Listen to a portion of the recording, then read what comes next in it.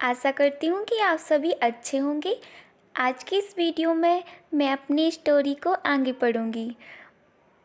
तो यदि आपने पहले की स्टोरी नहीं सुनी है तो फर्स्ट पार्ट और सेकंड पार्ट आप डिस्क्रिप्शन बॉक्स में जाकर देखिएगा, उसके बाद इसको सुनिएगा। तो मैं अपनी स्टोरी स्टार्ट करती हूँ। और यदि आपने हमारे चैनल को सब्सक्राइब नहीं किया है तो सब्सक्राइब कर दीजिए, लाइक कर दीजिए और शेयर भी कर दीजिए। तो मैं अपनी स्टोरी स्टार्ट करती हूँ। पर ना जाने क्या है कि मैं उस पर नाराज़ नहीं हो पाती हूँ, बल्कि एक पल के मैं सहरन महसूस करती हूँ। सच संजय के मुँह से ऐसे वाक्य सुनने को मेरा मन तरसता रहता है, पर उसने कभी ऐसी बात नहीं की। पिछले 2.5 साल से मैं संजय के साथ रह रही हूँ। रोज़ ही शाम को हम घूमने जाते हैं। कितनी ही बार मैंने श्रृंगार किया, अच्छे कपड़े पहने, पर प्रशंसा का एक शब्द भी उसके मुँह से नहीं सुना। इन बातों पर उसका ध्यान ही नहीं जाता, यह देखकर भी जैसे यह सब नहीं देख पाता।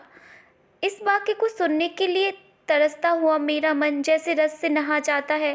पर निशीत ने यह बात क्यों कही? उसे क्या अधिकार है? क्या सचमुच ही उसे अधिकार नहीं है? नहीं है। जाने कैसी मजबूरी है, कैसी व्यवस्था है कि मैं इस बात को जवाब नहीं दे पाती हूँ। निश्चयात्मक दृढ़ता से नहीं कह पाती कि साथ चलते इस व्यक्ति को सचमुच ही मेरे विषय में ऐसी अवांछित बात कहने का कोई अधिकार नहीं है। हम दोनों टैक्सी में बैठते हैं। मैं सोचती हूँ आज मैं इसे संजय की बात बता दूंगी। Sky room. निशीत टैक्सी वाले को आदेश देता है। टुन की घंटी के 7 मीटर डाउन होता है और टैक्सी हवा से बातें करने लगती है। निशीत बहुत सतर्कता से कोने में बैठा है, बीच में इतनी जगह छोड़कर कि यदि हिचकोला खाकर भी टैक्सी रुके तो हमारा स्पर्श ना हो। हवा के झोंके से मेरी रेशमी साड़ी का पल्लू उसके समूचे बदन को स्पर्श करता हुआ उसकी गोद में पड़कर फरफराता है। वह उसे हटाता नहीं। मुझे लगता है यह रेशमी सुवासित पल्लू उसके तन मन को रस से भिगो रहा है। यह स्पर्श उसे पुलकित कर रहा है। मैं विजय के अकथनीय आहत से भर जाती हूँ। आज भी मैं संजय की बात नहीं कह पाती, चाह कर भी नहीं कह पाती। अपनी इस व्यवस्था पर मुझे खींच ही आती है, पर मेरा मोह है कि खुलता ही नहीं। मुझे लगता है कि मैं जैसे कोई बहुत बड़ा अपराध कर रही हूँ, पर फिर भी मैं कुछ नहीं कह सकी। यह निशीत कुछ बोलता क्यों नहीं? उसका यूं कोने में दुबक कर निर्विकार भाव से बैठे रहना मुझे कतई अच्छा नहीं लगता। एकाएक ही मुझे संजय की याद आने लगती है। इस समय वह यहाँ होता तो उसका हाथ मेरी कमर में लिपटा होता। यूं सड़क पर ऐसी हरकतें मुझे स्वयं पसंद नहीं, पर जाने क्यों किसी की बाहों की लपेट के लिए मेरा मन ललक उठता है। मैं जानती हूँ कि जब निशीत बगल में बैठा हो उस समय ऐसी इच्छा करना या ऐसी बात सोचना भी कितना अनुचित है, पर मैं क्या करूं? जितनी द्रुत गति से टैक्सी चली जा रही, मुझे लगता है उतनी ही द्रुत गति से मैं भी बही जा रही हूँ, अनुचित अवांछित दिशाओं की ओर। टैक्सी झटका खाकर रुकती है तो मेरी चेतना लौटती है। मैं जल्दी से दाहिनी ओर का फाटक खोलकर कुछ हड़बड़ी से नीचे उतर पड़ती हूँ, मानो अंदर निशीत मेरे साथ कोई बदतमीजी कर रहा हो। अजी, इधर से उतरना चाहिए कभी, टैक्सी वाला कहता है। मुझे अपनी गलती का भान होता है। उधर निशीत खड़ा है, इधर मैं, बीच में टैक्सी। पैसे लेकर टैक्सी चली जाती है तो हम दोनों एक दूसरे के आमने सामने हो जाते हैं। एकाएक ही मुझे ख्याल आता है कि टैक्सी के पैसे तो मुझे ही देने चाहिए थे, पर अब क्या हो सकता था। चुपचाप हम दोनों अंदर जाते हैं। आसपास बहुत कुछ है, चहल पहल, रोशनी, रौनक, पर मेरे लिए जैसे सबका अस्तित्व ही मिट जाता है। मैं अपने को सबकी नज़रों से बचाकर चलती हूँ, मानो मैंने कोई अपराध कर डाला हो और कोई मुझे पकड़ ना ले। क्या सचमुच ही मुझसे कोई अपराध हो गया है? आमने सामने हम दोनों बैठ जाते हैं। मैं होस्ट हूँ, फिर भी उसका पार्ट वही अदा कर रहा है, वही ऑर्डर देता है। वहाँ की हलचल और उससे अधिक मन की हलचल में मैं अपने को खोया खोया सा महसूस करती हूँ। हम दोनों के सामने बेरा, कोल्ड कॉफ़ी के गिलास और खाने का कुछ सामान रखा जाता है। मुझे बार बार लगता है कि निशीत कुछ कहना चाह रहा है। मैं उसकी होंठों की धड़कन तक महसूस करती हूँ। वह जल्दी से कॉफ़ी की स्ट्रॉ मुँह से लगा लेता है। मूर्ख कहीं का, वह सोचता है मैं बेवकूफ़ हूँ। मैं अच्छी तरह जानती हूँ कि इस समय वह क्या सोच रहा है। 3 दिन साथ रहकर भी हमने उस प्रसंग को नहीं छेड़ा। शायद नौकरी की बात ही हमारे दिमागों पर छाई हुई थी, पर आज अवश्य वह बात आएगी। ना आए यह कितना अस्वाभाविक है, पर नहीं, स्वाभाविक शायद यही है। 3 साल पहले जो अध्याय सदा के लिए बंद हो गया, उसे उलटकर देखने का साहस शायद हम दोनों में से किसी में नहीं। जो संबंध टूट गए, अब उन पर कौन बात करे। मैं तो कभी नहीं करूँगी, पर उसे तो करना चाहिए। तोड़ा उसने था, बात भी वही आरंभ करे। मैं क्यों करूँ? और मुझे क्या पड़ी है? मैं तो जल्दी ही संजय से विवाह करने वाली हूँ। क्यों नहीं मैं इससे अभी संजय की बात बता देती, पर जाने कैसी व्यवस्था है, जाने कैसा मोह है कि मैं मोह नहीं खोल पाती। एकाएक मुझे लगता है जैसे उसने कुछ कहा। आपने कुछ कहा? नहीं तो मैं खिसिया जाती हूँ। फिर वही मौन। खाने में मेरा जरा भी मन नहीं लग रहा है, पर यंत्र चालीसी में खा रही हूँ। शायद वह भी ऐसे ही खा रहा है। मुझे लगता है कि उसके होंठ फड़क रहे हैं और एक्स्ट्रा पकड़े हुए उंगलियां काँप रही हैं। मैं जानती हूँ वह पूछना चाहता है, दीपा तुमने मुझे माफ़ तो कर दिया ना? वह पूछ ही क्यों नहीं लेता?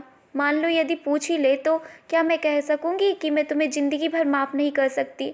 मैं तुमसे नफ़रत करती हूँ। मैं तुम्हारे साथ घूम फिर ली या कॉफ़ी पी ली तो यह मत समझो कि मैं तुम्हारे विश्वासघात की बात को भूल गई और एकाएक ही पिछला सब कुछ मेरी आंखों के आगे तैरने लगता है। पर यह क्या असह्य अपमानजनित पीड़ा, क्रोध और कटुता क्यों नहीं याद आती? मेरे सामने तो पटना में गुजारी सुहानी संध्याओं और चांदनी रातों के एक विचित्र चित्र उभर कर आते हैं, जब घंटों समीप बैठ मौन भाव से हम एक दूसरे को निहारा करते थे, बिना स्पर्श किए भी। जाने कैसी मादकता तन मन को विभोर किए रहती थी, जाने कैसी तन्मयता में हम डूबे रहते थे एक विचित्र सी स्वप्निल दुनिया में। मैं कुछ बोलना भी चाहती तो वह मेरे मुँह पर उंगली रखकर कहता, आत्मीयता के क्षण अनकही ही रहने दो दीपा। आज भी तो हम मौन हैं, एक दूसरे के निकट ही हैं। क्या आज भी हम आत्मीयता के उन्हीं क्षणों से गुजर रहे हैं? मैं अपनी सारी शक्ति लगाकर चीख पड़ना चाहती हूँ, नहीं नहीं नहीं, पर कॉफ़ी सिप करने के अतिरिक्त मैं कुछ नहीं कर पाती। मेरा यह विरोध हृदय की न जाने कौन सी अतल गहराइयों में डूब जाता है। निशीथ मुझे बिल नहीं देने देता। एक विचित्र सी भावना मेरे मन में उठती है कि छीना झपटी में किसी तरह मेरा हाथ इसके हाथ में छू जाए। मैं अपने स्पर्श से उसके मन के तारों को झंझना देना चाहती हूँ, पर वैसा अवसर नहीं आता। बिल वही देता है, मुझसे तो विरोध भी नहीं किया जाता। मन में प्रचंड तूफान, पर फिर भी निर्विकार भाव से मैं टैक्सी में आकर बैठती हूँ। फिर वही मौन, वही दूरी, पर जाने क्या है, मुझे लगता है कि निशीथ मेरे बहुत निकट आ गया है, बहुत ही निकट। बार बार मेरा मन करता है कि क्यों नहीं निशीथ मेरा हाथ पकड़ लेता, क्यों नहीं मेरे कंधे पर हाथ रख देता। मैं जरा भी बुरा नहीं मानूंगी, जरा भी नहीं। वह कुछ भी नहीं करता।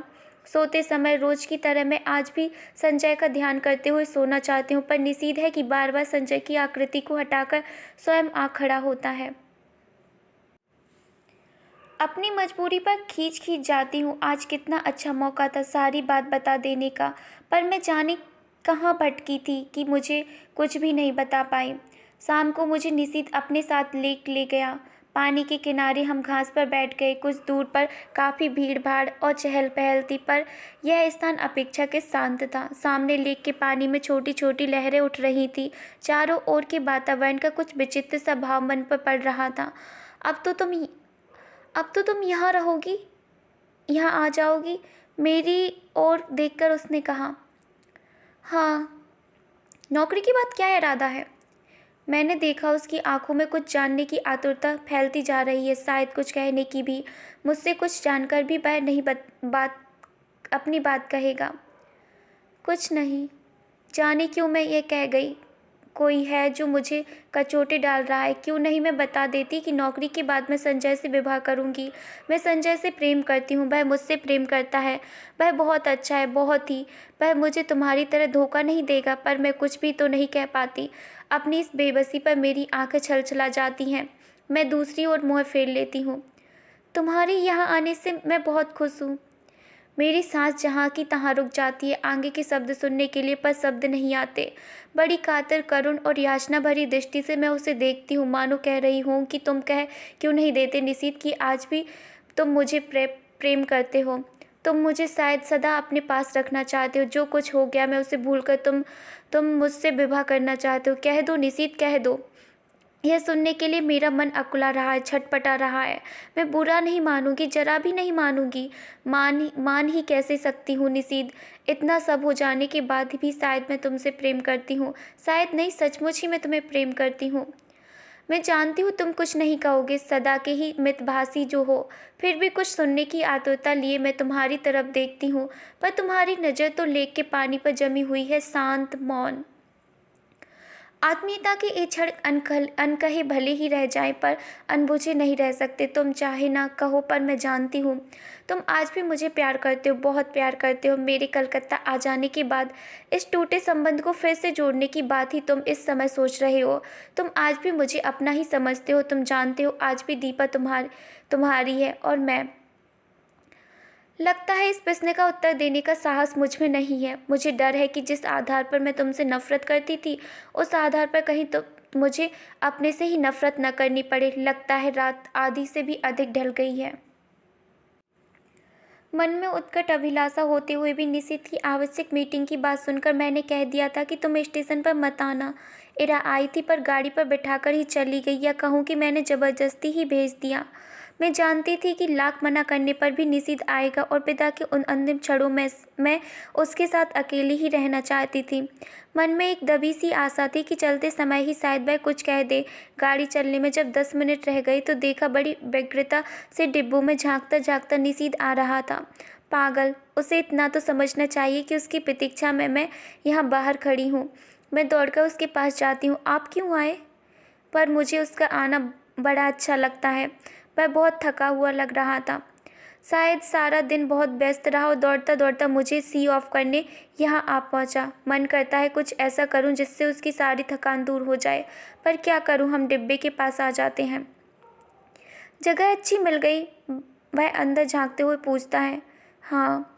पानी वानी तो है? बिस्तर फैला लिया? मैं खींच पड़ती हूँ। वह शायद समझ जाता है, सो चुप हो जाता है। हम दोनों एक क्षण को एक दूसरे की ओर देखते हैं। मैं उसकी आंखों में विचित्र सी छायाएं देखती हूँ, मानो कुछ है जो उसके मन में घुट रहा है, उसे मथ रहा है, पर वह कह नहीं पा रहा। वह क्यों नहीं कह देता? क्यों नहीं अपने मन की इस घुटन को हल्का कर देता? आज भीड़ विशेष नहीं है। चारों ओर नज़र डालकर वह कहता है। मैं भी एक बार चारों ओर देख लेती हूँ, पर नज़र मेरी बार बार घड़ी पर ही जा रही थी। जैसे जैसे समय सरक रहा है, मेरा मन किसी गहरे अवसाद में डूब रहा है। मुझे कभी उस पर दया आती है तो कभी खींच। गाड़ी चलने में केवल 3 मिनट बाकी रह गए। एक बार फिर हमारी नज़रें मिलती हैं। ऊपर चढ़ जाओ, अब गाड़ी चलने वाली है। बड़ी असहाय सी आवाज़ से मैं उसे देखती हूँ, मानो कह रही हूँ तुम ही चढ़ा दो। और फिर धीरे धीरे चढ़ जाती हूँ। दरवाजे पर मैं खड़ी हूँ और वह नीचे प्लेटफॉर्म पर। जाकर पहुँचने की खबर देना। जैसे ही मुझे इधर कुछ निश्चित रूप से मालूम होगा तुम्हें सूचना दूंगा। मैं कुछ बोलती नहीं, बस उसे देखती रहती हूँ। सीटी, हरी झंडी, फिर सीटी। मेरी आंखें छलछला जाती हैं। गाड़ी एक हल्के से झटके के साथ सरकने लगती है। वह गाड़ी के साथ कदम आगे बढ़ाता है और मेरे हाथ पर धीरे से अपना हाथ रख देता है। मेरा रोम रोम सहर उठता है। मन करता है मैं चिल्ला पड़ूं। मैं सब समझ गई निशीथ, आप सब समझ गई। जो कुछ तुम इन 4 दिनों में नहीं कह पाए, वह तुम्हारे इस क्षणिक स्पर्श ने कह दिया। विश्वास करो, यदि तुम मेरे हो तो मैं भी तुम्हारी हूँ, केवल तुम्हारी, एकमात्र तुम्हारी। पर मैं कुछ कह नहीं पाती, बस साथ चलते निशीथ को देखती भर रहती हूँ। गाड़ी की गति पड़ते ही वह हाथ को जरा सा दबाकर छोड़ देता है। मेरी छलछलाई आंखें मुझ जाती हैं। मुझे लगता है कि यह स्पर्श, यह सुख, यह क्षण ही सत्य है, बाकी सब झूठ है। अपने को भूलने का, भरमाने का, छलने का असफल प्रयास है। आंसू भरी आंखों से मैं प्लेटफॉर्म को पीछे छूटता हुआ देखती हूँ। सारी आकृतियाँ धुंधली सी दिखाई देती हैं। असंग खेलते हुए हाथों के बीच निशीथ के हाथ को, उस हाथ को जिसने मेरा हाथ पकड़ा था, ढूंढने का असफल सा प्रयास करती हूँ।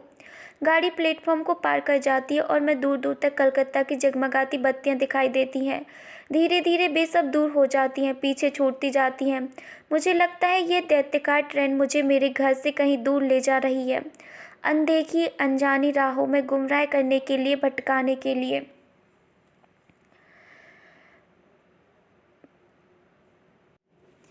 आज के लिए बस इतनी ही। अब अगली एक और वीडियो में मैं आपसे इसी स्टोरी के साथ मिलूँगी, तो तब तक के लिए आप वेट करिएगा आगे की स्टोरी के लिए। और यदि स्टोरी अच्छी लगे तो लाइक कर दीजिएगा। थैंक यू इतनी अच्छी से सुनने के लिए।